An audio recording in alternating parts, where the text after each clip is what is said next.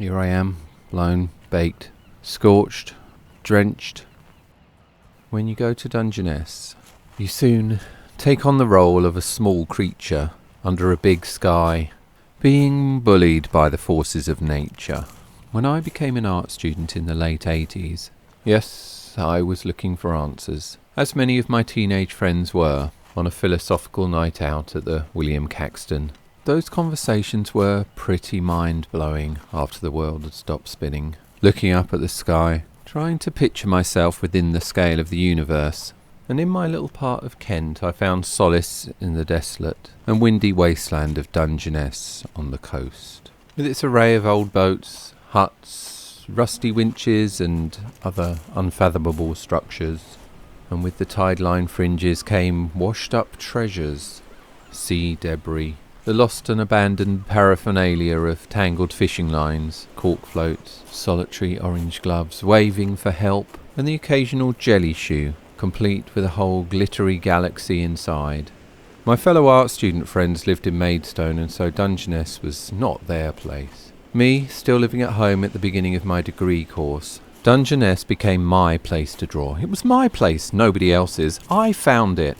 I would return again and again for artistic inspiration, to satiate my creativity and desire for desolate melancholia. It was to me what the fjords of Norway were to Edvard Munch. Not that I did much screaming. I was too quiet and shy for all that external emotion. Save it for the paintings.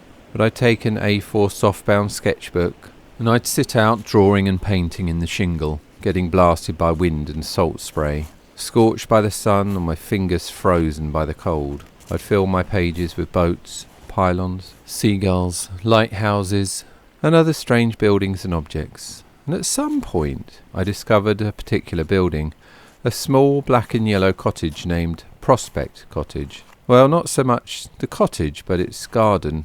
But not a typical Kentish garden, more a garden delivered by the sea. Wooden monoliths, sun-bleached and rust-stained, objects eroded, collected and gathered into pyramids and circles, beautifully arranged by someone of obvious artistic temperament. Benches and boxes filled with those same cork fishing floats that were so familiar to me. A humorously mangled trumpet. What an amazing beach find that must have been, taking pride of place over the door. Striking and atmospheric as the wind blows through, small hardy plants growing through the shingle, and a rusty garden tool rises up like a three-headed hydra.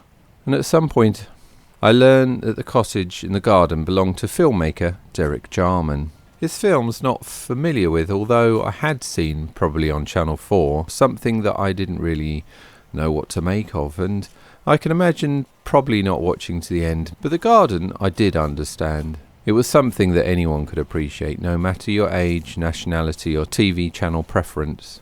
It made perfect sense to me. These were the kind of thing I would collect myself.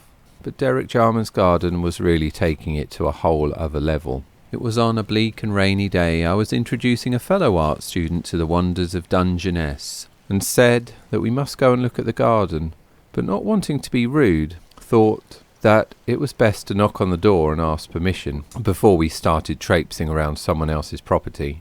A friendly chap answered the door and said, "Yes, of course, it's absolutely fine to look around." It was still pouring with rain, and I was struggling to see anything through the rain running down my glasses.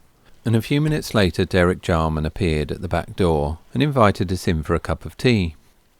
Yes, thank you," we said, and timidly went in, apologising for dripping all over the floor. Being very welcoming, Derek didn't seem to mind, and invited us to sit down and help ourselves to a large bowl of cherries on the table. He asked us about us, and we said we were art students and we loved the garden. He light-heartedly pointed out that a neighbour, in response, had created a rival plastic garden. He had a picture in a frame that was so dilapidated that none of the four sides of the frame were actually meeting. It was in my direction of view, and I nervously found myself glancing back again and again at that picture, although I can't remember what the picture was of, just remember the frame. I said that I liked drawing and painting, and my friend, photography. Derek told us about his recent series of paintings, and the fact he'd been using flesh tone, which was a type of colour of paint and the idea of using a pre-mixed colour for painting skin was frowned upon by proper artists. So Derek had got hold of as much flesh tone as he possibly could and used nothing but flesh tone in his paintings. He had, in his later years, developed a reputation for being somewhat prolific in his creativity, and said that in this stage of his life, as someone with a deadline declared upon him through illness, he had become less critical of his own output. Why worry, as everyone will have a different opinion no matter what you do, and so becomes the perceived notion of proliferation. Derek Jarman was sharp, friendly, funny, and I do remember thinking that his films didn't seem as funny as he was, but I could have sat and listened to Derek for hours, being so eloquent and entertaining. He asked us if we'd like to go for fish and chips, but we politely declined, not wanting to outstay our welcome.